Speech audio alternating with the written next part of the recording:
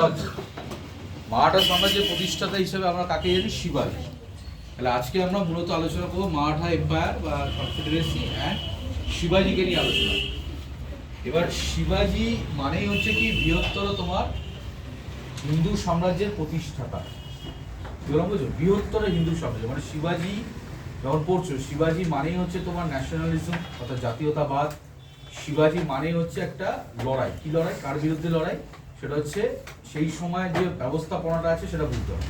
শিবাজি মূলত তার যে অঞ্চলটি ছিল সেটা ছিল কি তোমার পশ্চিম, আর কি উত্তর পশ্চিম বলা যাবে না, কিন্তু পশ্চিম ভারতের কিছুটা অংশ ও দক্ষিণ ভারতের কিছুটা অংশ, মূলত হচ্ছে তোমার মহারাষ্ট্র রিজিয়ন। মহারাষ্ট্র রিজন বা ডেকান যে রিজন যেটাকে বলে, ডেকান রিজন অর্থাৎ দাক্ষিণাত্য বলতে যেটাকে বোঝায় মহারাষ্ট্র ডেকান রিজন, সেই অঞ্চল জুড়ে তার কি ছিল? আধিপত্য ছিল।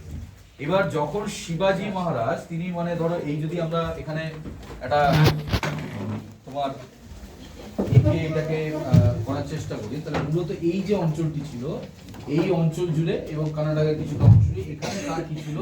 আধিপত্য ছিল।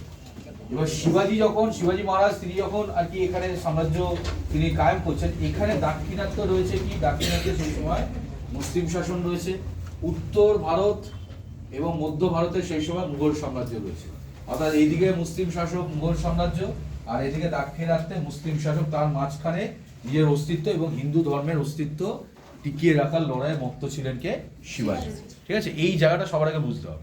এবার শিবাজি সম্পর্কে পড়তে গেলে তার আর কি যদি তুমি লাইফস্টাইল দেখো ছোটবেলার থেকে, মানে তার জন্ম, তার বাবার নাম কি ছিল বলতে পারবে? সাহুজি। কি বলছিস? সাহুজি ভোসলে। ঠিক আছে, তো সাহুজি ভোসলে তার বাবার নাম ছিল, কিন্তু তার বাবার ভূমিকা সম্পর্কে সে অর্থে কিছু জানা যায় না। মানে তার জীবনে তার বাবার ভূমিকা কতটা ছিল সেটা সম্পর্কে অনেকেই আর কি ঐতিহাসিকরা যারা তারা দ্বিধা বিভক্ত। মূলত তার